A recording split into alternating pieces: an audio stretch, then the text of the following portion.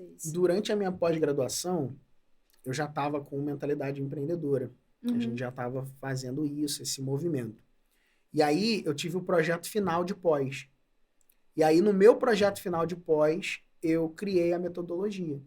Então, a minha metodologia nasceu como um projeto final da pós-graduação. E eu validei esse projeto final com uma pessoa que era um parceiro meu numa empresa de consultoria que eu trabalhava, porque eu ainda tinha... Eu não fui aquele cara que queimou a ponte, sabe? Já viu? Essas pessoas falam, né? Tem que queimar a ponte, né? Queimar a ponte é uma metáfora para você não ter mais para onde voltar, né? Queimar os navios, né? Que tem uma lenda que diz que alguém foi invadir um lugar lá e aí queimou os navios e botou o exército para lutar que não tinha mais como voltar para trás. Eu não sou uma pessoa que acredito que as pessoas precisam dar esses passos assim. Eu acredito que dá para você construir uma ponte do lado de onde você está fazendo, enquanto você está tendo essa outra ponte aqui funcional. E aí você desativa a ponte funcional e depois fica na ponte boa, entendeu? Não precisa ser tão radical nesse sentido, né? É o que eu creio.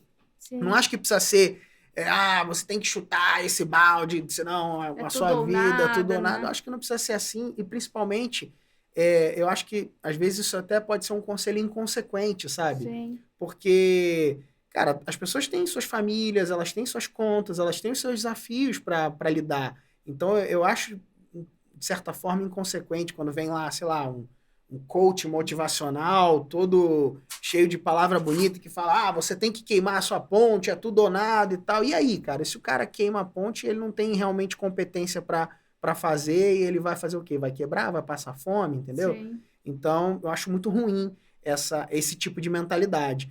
Então, o que eu escolhi fazer na minha vida, e que é o que eu ensino, inclusive, outras pessoas a fazerem, cara, constrói a ponte do lado, entendeu? Dá para fazer isso. Então, eu costumo dizer que uma fase da minha vida, eu era empregado de manhã, autônomo à tarde, empresário à noite.